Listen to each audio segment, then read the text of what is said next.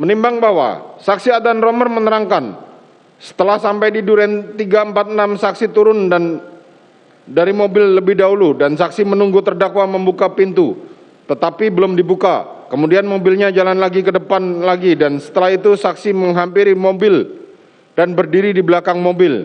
Kemudian saksi melihat terdakwa membuka pintu, baru saksi datang ke sana untuk membantu membuka pintu. Setelah itu terdakwa turun, di mana waktu itu saksi melihat ada senjata yang jatuh. Seingat saksi yang jatuh itu adalah senjata HS. Kemudian saksi sebagai ajudan berniat mengambilkan senjata yang jatuh, tetapi sebelum saksi ambil senjata itu, terdakwa sudah mengambilnya terlebih dahulu. Kemudian saksi menutup pintu mobil.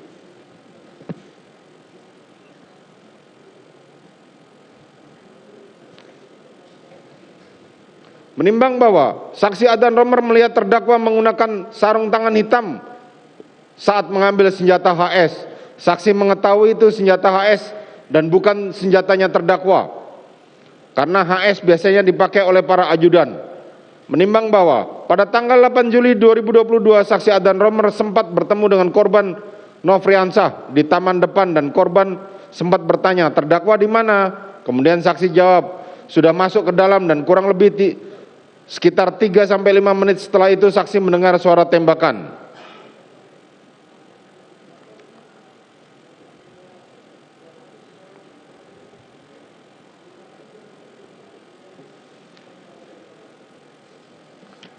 Menimbang bahwa dari keterangan saksi Adan Romer yang bersesuaian dengan keterangan saksi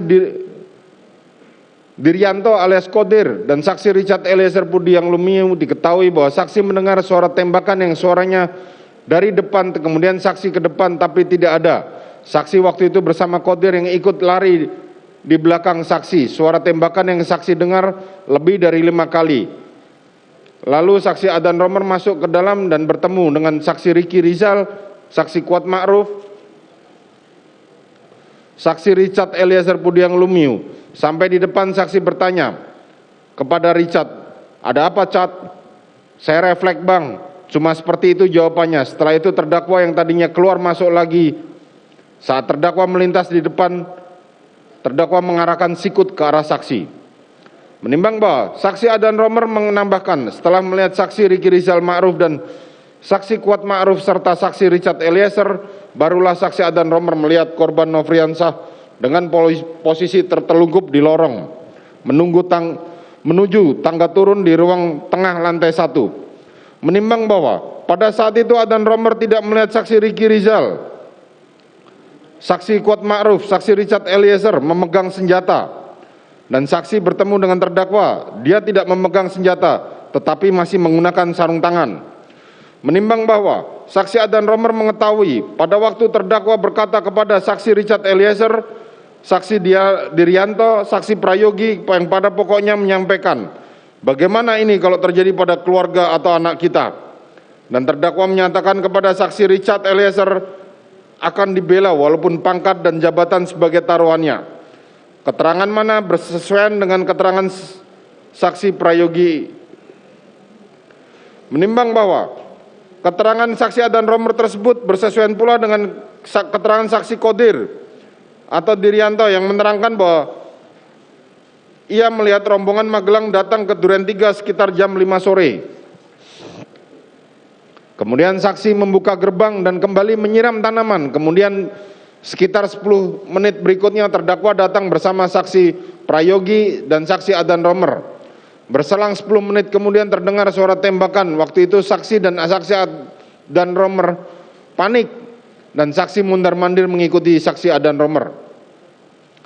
Menimbang bahwa dari keterangan saksi Ahmad Sarul Ramadan diketahui tanggal 8 Juli saksi dihubungi untuk menjemput pasien dari kantor.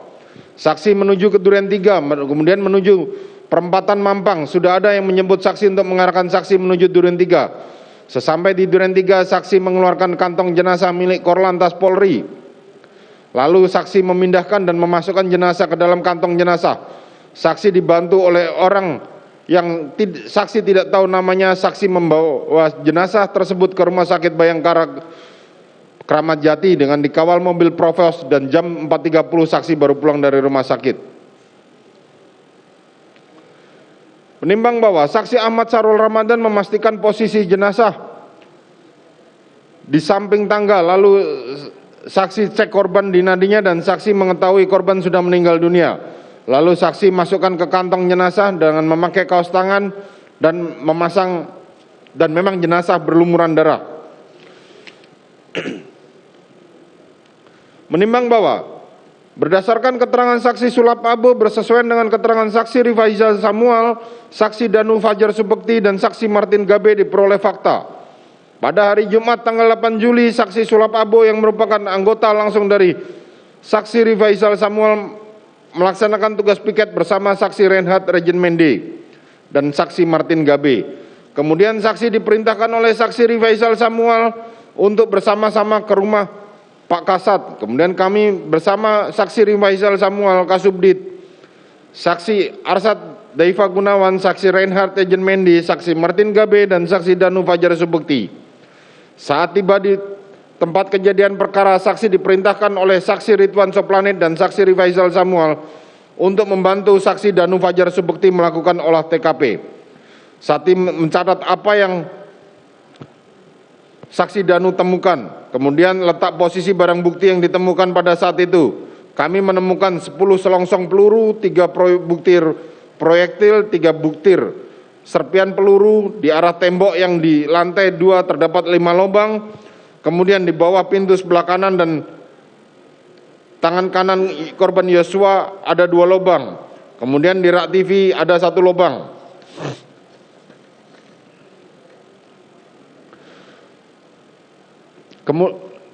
Dan magazen serta 9 butir amunisi. Kemudian kedua pucuk senjata berikut pantasan dan amunisi serta 3 saksi, yaitu saksi Richard Eliezer, saksi Ricky Rizal dan saksi Kuat Ma'ruf dibawa oleh saksi Susanto ke Propam Polri. Sementara untuk barang bukti 10 selongsong peluru, 3 proyektil dan 4 serpian dibawa oleh saksi Danu Fajar Subekti ke Polres Jakarta Selatan. Menimbang bahwa terhadap fakta-fakta yang diuraikan di atas, majelis hakim memberikan pertimbangan sebagai mana di bawah ini.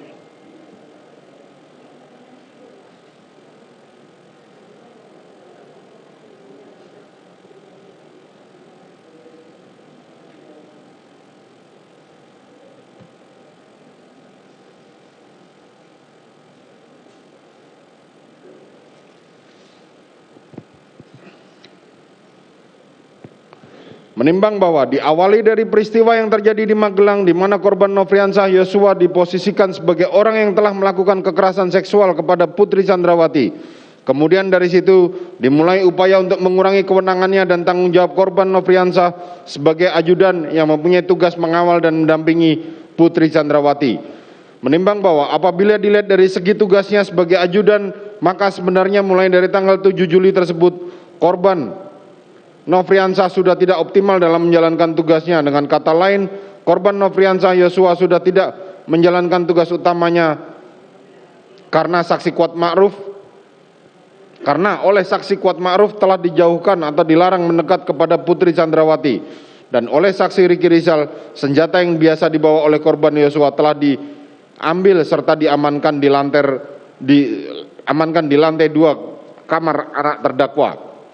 Menimbang bahwa demikian halnya pada saat akan berangkat ke Jakarta, posisi senjata HS yang biasanya dibawa korban Nofriansah diamankan dalam mobil lain, yaitu mobil Lexus LM. Sementara korban Yosua dengan mobil Lexus RX, serta posisi korban yang sudah tidak dijadikan satu lagi bersama dengan Putri Chandrawati.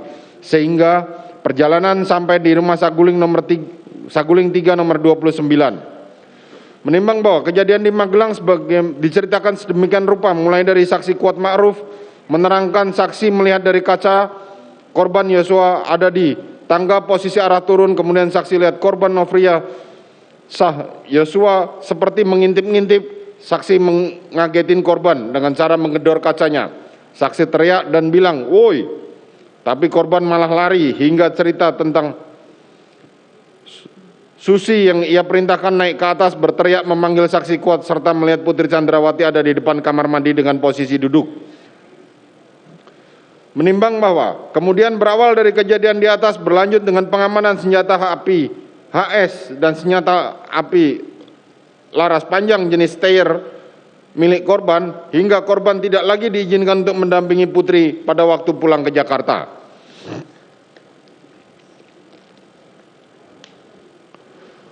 Menimbang bahwa terhadap keterangan saksi Kuat Ma'ruf dan keadaan yang terjadi pada Putri Chandrawati yang demikian itu, korban Yosua sendiri telah membantah, bahkan mengatakan mendapatkan ancaman dari teman-temannya yang berada di situ, seperti yang diterangkan oleh saksi Ferat Mareta Simanjuntak yang pada pokoknya sebagai berikut, bahwa pada tanggal 7 Juli 2022 saksi Ferat Mareta Simanjuntak mendapatkan kabar melalui telepon dari korban Nofriansah Yosua Huta Barat, yang awalnya korban tiba-tiba mengabari, yang mana sekitar jam 8 malam saksi Vera mendapatkan panggilan tidak terjawab. Kemudian korban telepon lagi tapi terputus-putus. Kemudian tiba-tiba terdaftar 4 panggilan tidak terjawab. Setelah itu ada panggilan masuk lagi dan dari telepon genggam korban pada pukul 8.30 dan saksi angkat. Korban awalnya bertanya pada saksi di mana. Kemudian saksi menjawab sedang dinas malam. Kemudian korban mengatakan kurang ajar. Oleh karena kalimat yang diungkapkan seperti itu, saksi menghindar dari kawan dinas untuk mencari tempat yang lebih nyaman agar dapat berkomunikasi dengan korban Nofriansah Yosua Huta Barat lebih lanjut. Bahwa dalam komunikasi melalui handphone tersebut, korban Nofriansah yang pada pokoknya menyatakan bahwa Putri Chandrawati sedang sakit dan korban Nofriansah pada pokoknya menyatakan bahwa korban dituduh menyebabkan Putri menjadi sakit dan korban pada pokoknya sedang diancam dengan mengatakan jika korban berani ke atas akan dibunuh. Bahwa ketika saksi Vera bertanya siapa yang mengancam, saksi mendengar bahwa korban dan saksi mendengar korban menjelaskan skuad-skuad di sini. Lalu saksi Vera Mareta Simanjuntak bertanya kepada korban, korban melakukan apa terhadap Putri Chandrawati, dan korban Yosua Huta Barat pada pokoknya menyatakan tidak melakukan apapun yang bersifat negatif terhadap Putri Chandrawati.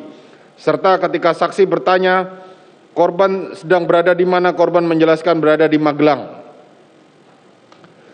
Menimbang bahwa sementara itu, apabila mencermati keadaan yang terjadi pada tanggal 7 Juli tersebut, tidak ada bukti pendukung yang mengarah pada kejadian yang valid adanya pelecehan seksual atau kekerasan seksual atau bahkan lebih dari itu, mengingat hal-hal sebagai berikut. 1. Peraturan Mahkamah Agung nomor 3 tahun 2017 tentang pedoman mengadili perkara perempuan yang berhadapan dengan hukum mengatur bahwa relasi kuasa adalah relasi yang bersifat hierarkis, ketidaksetaraan dan atau ketergantungan status sosial, budaya, pengetahuan atau pendidikan dan atau ekonomi yang menimbulkan kekuasaan pada satu pihak terhadap pihak lainnya. Dalam konteks relasi antar gender sehingga merugikan yang memiliki posisi lebih rendah. Ada 2 unsur penting dalam pengertian relasi kuasa di atas, yakni pertama, sifat hierarkis yang meliputi posisi antar individu yang lebih rendah dan atau lebih tinggi dalam suatu kelompok atau tanpa kelompok. Kedua, ketergantungan, artinya seseorang bergantung pada orang lain karena status sosial, budaya, pengetahuan atau pendidikan dan ekonomi. Kedua unsur relasi kuasa tersebut menimbulkan adanya ketimpangan relasi kuasa, sehingga penyebab utama terjadinya kekerasan seksual. Ketimpangan relasi kuasa ini dapat terjadi ketika pelaku merasa bahwa dirinya memiliki posisi yang lebih unggul, juga dominan dibanding si korban. Dari pengertian di atas maka disebutkan orang yang memiliki posisi lebih unggul juga dominan dalam hal ini adalah Putri Chandrawati, dikarenakan Putri merupakan istri dari terdakwa yang menjabat sebagai Kadif Propan dan latar belakang pendidikan Putri adalah seorang dokter gigi, sementara korban Nofriansah yang hanya lulusan SLTA dan seorang ajudan dengan pangkat brigadir yang ditugaskan untuk sebagai ajudan terdakwa untuk membantu Putri Chandrawati baik sebagai supir maupun tugas-tugas lainnya. Sehingga dengan adanya ketergantungan relasi kuasa dimaksud Sangat kecil kemungkinannya kalau korban melakukan pelecehan seksual atau kekerasan seksual terhadap Putri Chandrawati. Tidak adanya fakta yang mendukung Putri Chandrawati mengalami gangguan stres pasca trauma, post traumatic stress disorder, akibat pelecehan seksual atau perkosaan. Pelecehan seksual dan perkosaan terjadi biasanya dikaitkan dengan relasi kuasa. Ketika pelaku mempunyai kekuasaan yang lebih daripada korban, kekuasaan dapat berupa posisi pekerjaan yang lebih tinggi, kekuasaan ekonomi, kekuasaan jenis kelamin yang satu terhadap jenis kelamin yang lain, jumlah personal yang lebih banyak, dan lain sebagainya. Pelecehan seksual atau kekerasan seksual merupakan setiap bentuk perilaku yang memiliki muatan seksual yang dilakukan seseorang atau sejumlah orang, namun tidak disukai dan tidak diharapkan oleh orang yang menjadi sasaran, sehingga tindakan pelecehan seksual dan perkosaan akan mendatangkan trauma yang mendalam bagi korban. Korban pelecehan seksual dan perkosaan dapat mengalami stres akibat pengalaman traumatis yang dialaminya. Sebagaimana disebutkan dalam jurnal ANAF volume 1 nomor 2 Desember 2016 halaman 188. Proses pemulihan korban kekerasan seksual akan melewati beberapa tahapan dengan menggunakan 5 tahapan kesedihan yang umum digunakan sebagai teori pemulihan diri pada diri korban, tidak selalu melewati setiap tahapan. Oleh Ilenis dan Handadari 2011, Journal of Unair, Insan Media Psikologi. Bahwa 5 tahapan itu yakni 1. Denial atau penangkalan merupakan fase di mana korban menyangkal bahwa mengalami tindak kekerasan seksual telah terjadi kepada dirinya. Hal ini merupakan reaksi utama dari penyakit yang tidak tertolong lagi. Penolakan biasanya pertahanan diri yang bersifat sementara, yaitu dengan perasaan tidak percaya, tidak menerima bahwa dirinya mengalami kekerasan seksual.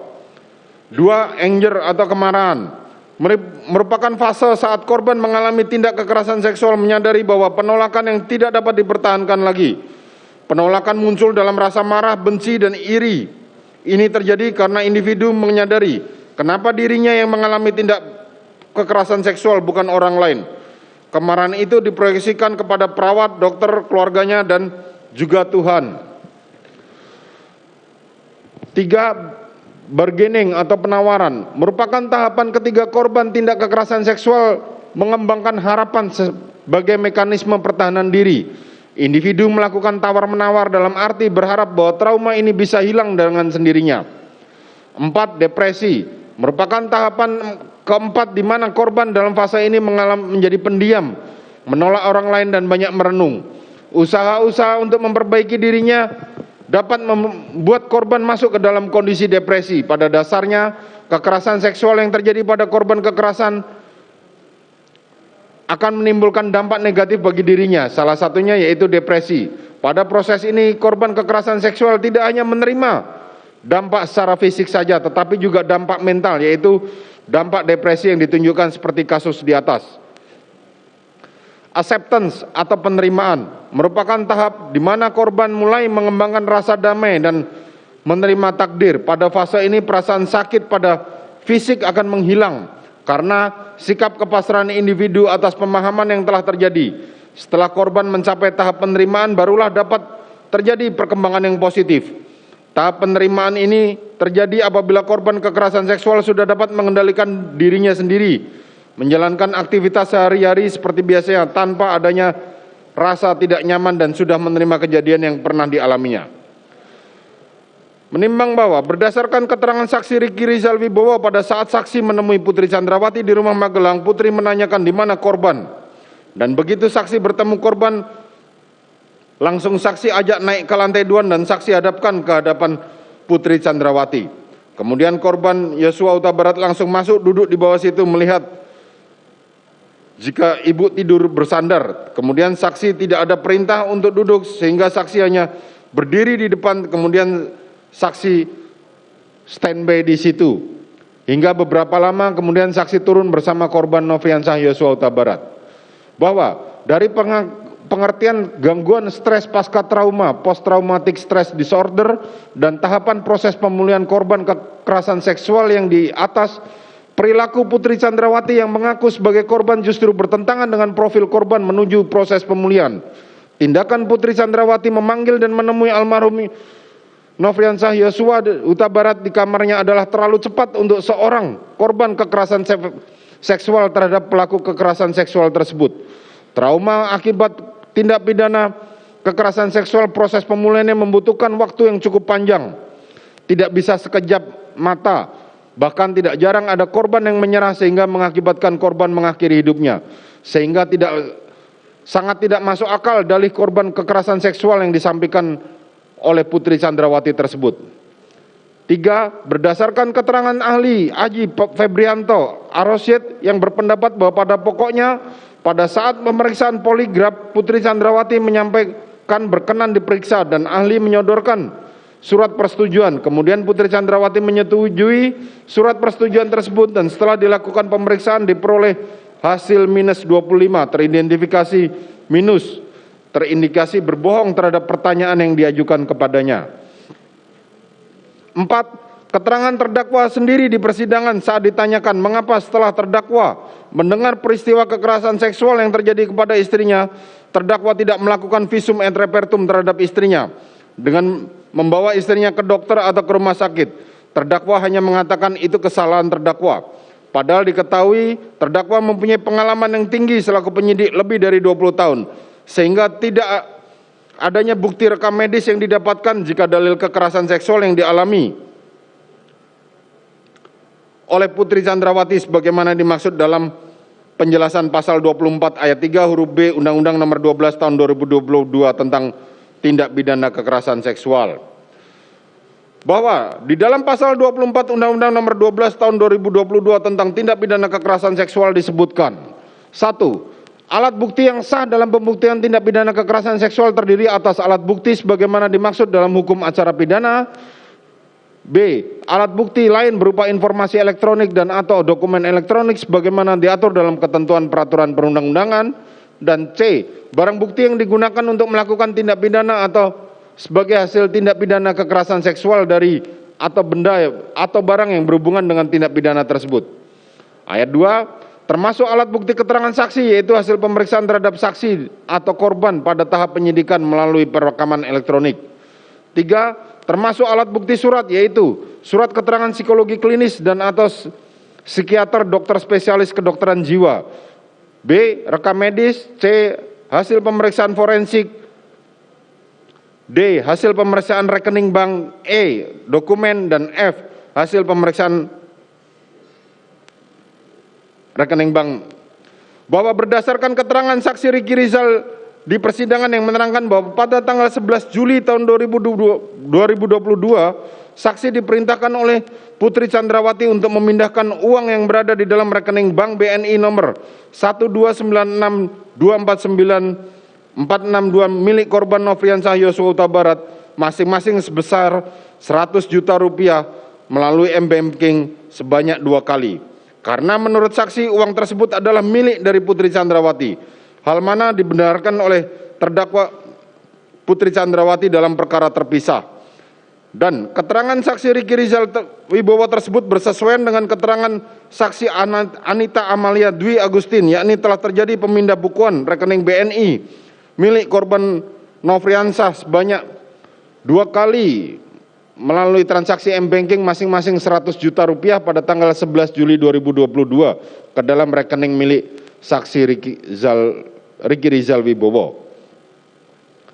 Bahwa pengertian di bawah dalam pasal 24 ayat 3 huruf F Undang-Undang Nomor 12 Tahun 2022 tersebut menurut majelis hakim dikaitkan dengan relasi kuasa, maka korban kekerasan seksual akan bergantung secara ekonomi pada pelaku, di mana pelaku akan memberikan sejumlah uang kepada korban agar korban tidak melaporkan tindak pidana yang dialaminya, sehingga hasil pemeriksaan rekening bank menjadi salah satu alat bukti surat di dalam pembuktian tindak pidana pelecehan seksual atau kekerasan seksual.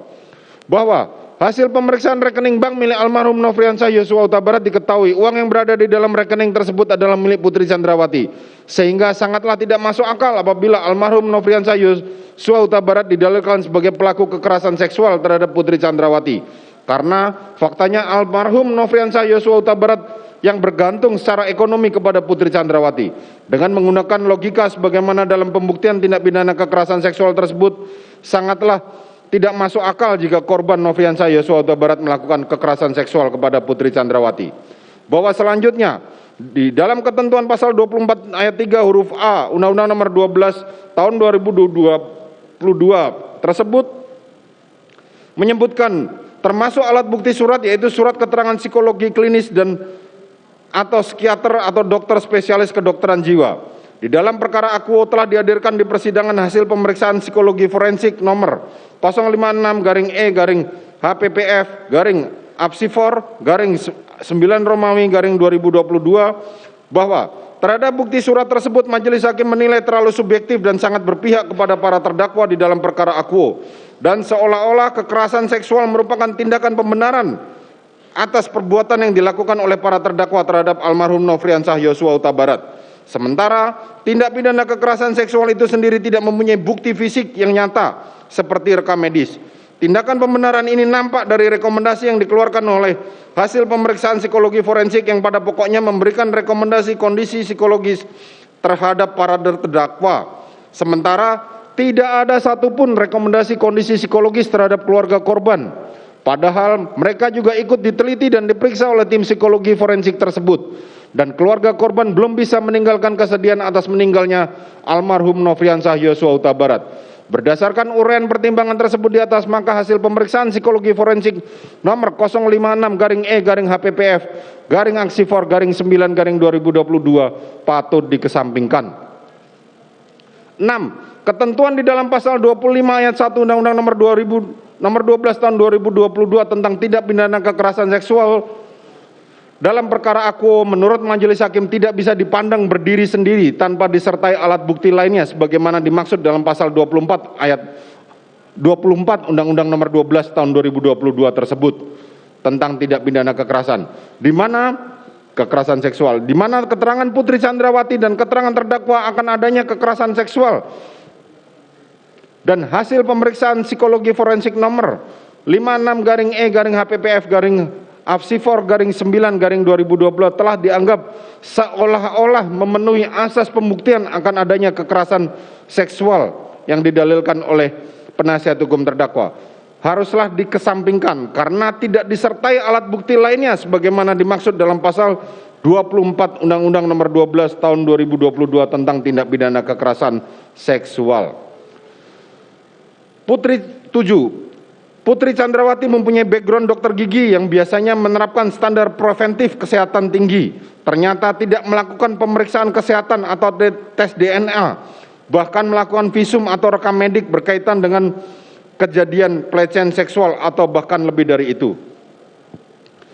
Menimbang 8. Bahwa berdasarkan keterangan saksi Ridwan Soplanit dan saksi AKP Samuel di persidangan yang menyatakan bahwa ada laporan tindak pidana tentang dugaan pelecehan atau kekerasan seksual yang dilakukan oleh almarhum Nofriansah Yosua Huta Barat terhadap Putri Chandrawati yang ditangani oleh unit PPA Polres Jakarta Selatan. Bahwa laporan polisi nomor 1630-B-7 Romawi 2022 SPKT Polres Metro Jakarta Selatan tanggal 9 Juli tahun 2022 tentang kejahatan kesopanan dan atau perbuatan memaksa seseorang dengan kekerasan dan ancaman kekerasan dan atau kekerasan seksual sebagaimana dimaksud dalam pasal 289 KUHP dan atau pasal 335 KUHP atau pasal 4 junto pasal 6 Undang-Undang Nomor 12 tahun 2022 tentang tindak pidana kekerasan seksual, dan laporan ini pihak terlapor dan korban adalah Putri Chandrawati.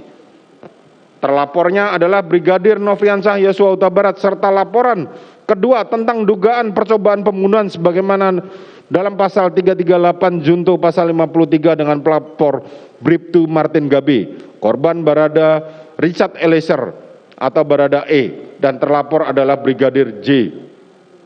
Menurut Brigjen Pol Andirian Jayadi selaku Direktur Tindak Pidana Umum Dirtipidum Bareskrim Polri, adanya pengungkapan kasus dugaan pembunuhan berencana terhadap Brigadir C secara otomatis menggugurkan kedua laporan tersebut. Andi juga menyebutkan kedua laporan tersebut masuk dalam kategori sebagai upaya untuk menghalang-halangi penyidik dugaan pembunuhan berencana Brigadir J, dan dengan sendirinya kedua laporan tersebut dinyatakan gugur. Dikutip dari www.antaranews.com, Bareskrim hentikan laporan dugaan pelecehan seksual terhadap Putri Chandrawati Jumat tanggal 12 Agustus 2022 pukul 22.07 WIB. 9. Keterangan saksi Sugeng Putut Wicaksono yang sudah disumpah dan dibacakan di persidangan menerangkan pada intinya terdakwa mengatakan kejadian yang terjadi di Magelang merupakan trigger atau pemicu. Hal tersebut saksi sampaikan karena setelah beberapa hari, tanggal pastinya saksi lupa, saksi Sugeng Putut Wicaksono beberapa kali diingatkan oleh terdakwa bahwa cerita di Magelang tersebut tidak ada, itu hanya ilusi. Dan hal yang sama disampaikan oleh terdakwa pada hari Kamis tanggal 21 Juli 2022 sekitar pukul 20.20 WIB, dan pada hari itu hari Jumat tanggal 5 Agustus 2022 setelah terdakwa diperiksa di Dirtipidum Bareskrim. Menimbang bahwa berdasarkan uraian pertimbangan tersebut di atas, dengan demikian motif adanya kekerasan seksual yang dilakukan oleh korban Nofriansah Yosua Huta Barat terhadap Putri Chandrawati tidak dapat dibuktikan menurut hukum. Sehingga motif yang lebih tepat menurut majelis hakim adanya perbuatan atau sikap korban Nofriansah Yosua Huta Barat, di mana perbuatan atau sikap tersebut yang menimbulkan perasaan sakit hati yang begitu mendalam terhadap Putri Chandrawati. Menimbang bahwa berdasarkan uraian pertimbangan di atas, majelis tidak memperoleh keyakinan yang cukup bahwa korban Nofriansah Yosua Huta Barat telah melakukan pelecehan seksual atau perkosaan atau bahkan perbuatan yang lebih dari itu kepada Putri Chandrawati, sehingga terhadap adanya alasan demikian patut dikesampingkan. Selanjutnya majelis hakim mempertimbangkan apakah terdapat alasan lain sehingga membuat Putri Chandrawati merasa sakit hati pada korban Nofriansah Yosua Huta Barat. Bahwa sementara itu saksi Kuat Ma'ruf menerangkan pada pukul 18.30 tanggal 7 Juli 2022 saksi Kuat Ma'ruf teleponan. Saksi menengok ke belakang dan melihat dari kaca korban Nofriansah Yosua Huta Barat ada di tangga posisi arah turun. Kemudian saksi lihat korban Nofriansah seperti mengintip-ngintip. Saksi gedor kacanya, saksi teriak bilang, "Woi!" Tapi korban Nofriansah malah lari. Menimbang bahwa saksi Kuat Ma'ruf curiga karena posisinya ada di lantai atas, lalu saksi panggil saksi Susi. Saksi bilang, "Sus, coba cek ibu ke atas, coba lihat." Setelah itu saksi Susi naik ke atas, tidak lama berteriak-teriak memanggil saksi. Setelah saksi naik ke atas, saksi melihat ibu ada di depan kamar mandi dengan posisi duduk. Menimbang bahwa kemudian saksi mengangkat Putri Chandrawati, saksi Susi mengangkat Chandrawati dengan cara memeluk dari depan. Saksi cuma megang punggung Putri Chandrawati dan mendorong saja. Setelah itu Putri Chandrawati sadar kemudian menangis seperti ketakutan, menanyakan, "Saksi Riki Rizal Wibowo di mana? Mana Riki? Mana Richard? Mana HP-ku? HP-ku mana?" Putri Chandrawati sambil menangis ketakutan begitu. Putri Chandrawati bilang, "Yosua sadis sekali sama ibu. Yosua sadis sekali sama ibu." Menimbang bahwa apabila mencermati kejadian di atas seakan-akan telah terjadi penganiayaan terhadap Putri Chandrawati. Namun demikian ada beberapa kejanggalan yang dapat disimpulkan sebagai berikut. Menimbang bahwa berdasarkan keterangan saksi Daden Miftahul Haq, saksi Riki Rizal Wibowo, saksi Kuat Ma'ruf dan saksi Susi serta saksi Richard Eliezer di persidangan yang menerangkan bahwa pada tanggal 7 Juli dini hari terdakwa bersama Putri Chandrawati merayakan hari jadi pernikahan mereka, dan terdakwa bersama Putri Chandrawati menyuapi makanan kepada para ajudan termasuk korban Nofriansah Yosua Huta Barat dan asisten rumah tangga dengan suasana keakraban dan kekeluargaan.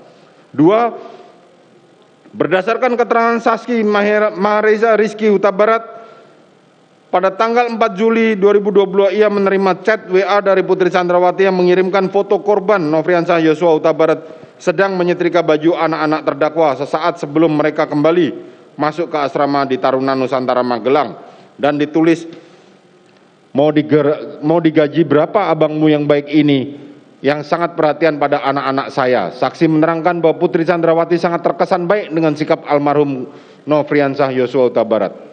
Menimbang bahwa dari pertimbangan di atas dapat disimpulkan pada tanggal 7 Juli dini hari sampai dengan pukul 18.30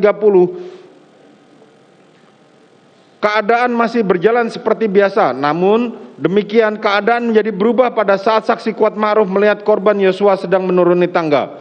Lalu saksi Susi melihat Putri Chandrawati sedang tergeletak di depan pintu kamar mandi seperti yang telah dipertimbangkan sebelumnya, dan saksi Kuat Ma'ruf mengatakan agar dilaporkan kepada terdakwa agar tidak menjadi duri dalam rumah tangga Putri Chandrawati. Menimbang bahwa dari perhitungan waktu sebagaimana telah dijelaskan di atas dapat diartikan ada perbuatan dari korban Yosua yang membuat Putri Chandrawati sakit hati, sehingga Putri Chandrawati kemudian membuat kesan atau cerita yang seolah-olah korban Nofriansah Yosua Huta Barat telah melakukan pelecehan seksual atau perkosaan atau lebih dari itu kepadanya. Dan hal tersebut pada tanggal 8 Juli 2022 disampaikan kepada terdakwa di rumah Jalan Saguling sesaat Putri Chandrawati tiba di Magelang.